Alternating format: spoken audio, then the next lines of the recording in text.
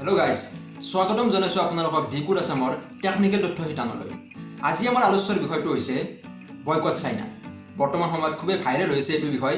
আমাৰ প্ৰধানমন্ত্ৰী নৰেন্দ্ৰ মোদীয়ে কৈছে যে আমি লোকেল সামগ্ৰী ব্যৱহাৰ কৰিব লাগে। যাৰ বাবে ভাৰতে এটা এপ উলিয়াইছিল যিটোৰ নাম হৈছে ৰিমুভ চাইনা এপ, যাৰ জৰিয়তে আমাৰ মোবাইলত থকা চাইনিজ এপবোৰ আমি ৰিমুভ কৰিব পাৰোঁ আৰু আমি তাৰ সলনি ইণ্ডিয়ান এপবোৰ ব্যৱহাৰ কৰিব পাৰোঁ। কিন্তু যোৱা দুদিনত দেখা গৈছে যে গুগলে প্লে ষ্টৰৰ পৰা এই এপটো ৰিমুভ কৰি পেলাইছে।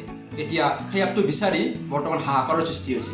আজি মই আপোনালোকক সেই এপটো কেনেকৈ ডাউনলোড কৰিব পাৰি তাৰ বিষয়ে ক'ম আৰু চাইনিজ এপবোৰৰ সলনি কেনেকৈ ভাৰতীয় এপবোৰ আপোনালোকে গ্ৰহণ কৰিব পাৰিব সেই বিষয়ে আলোচনা কৰিম। গতিকে ভিডিঅ'টো শেষলৈ চাওক। Let's crack the fact.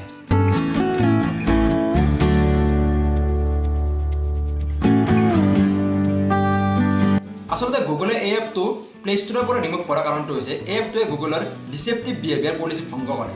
অৰ্থাৎ এই এপটোৱে ইউজাৰসকলক থাৰ্ড পাৰ্টি এপসমূহ আনইনষ্টল কৰিবলৈ উদগনি যোগায়। কিন্তু এতিয়া মই আপোনালোকক ইয়াৰ এটা অল্টাৰনেটিভ লিংক ডেছক্ৰিপশ্যনত দি দিছোঁ, তাত গৈ আপুনি এই এপটো পুনৰ ইনষ্টল কৰি ল'ব পাৰে।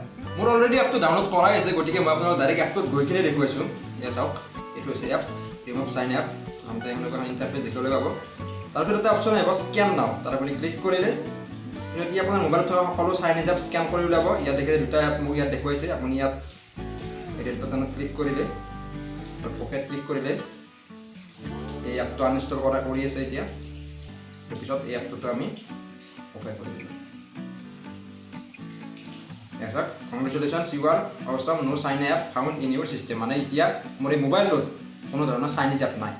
এতিয়া মই আপোনালোকক ক'ম এই চাইনিজ এপবোৰৰ সলনি আপোনালোকে কি ভাৰতীয় এপ ব্যৱহাৰ কৰিব পাৰিব। চাওক, কেম স্কেনাৰৰ সলনি আপোনালোকে ব্যৱহাৰ কৰিব পাৰিব অফিচ লেন্স, টিকটকৰ সলনি মিত্ৰ, শ্বেয়াৰিটৰ সলনি জিও ছুইটছ, জেণ্ডাৰৰ সলনি ফাইলছ গো, বিউটি প্লাছৰ সলনি Indian selfie camera, clash of cleanser সলনি কেষ্টাৰ ক্লেছ, লাইকিৰ সলনি মিমি লাইভ, ইউচি ব্ৰাউজাৰৰ সলনি অপেৰা মিনি।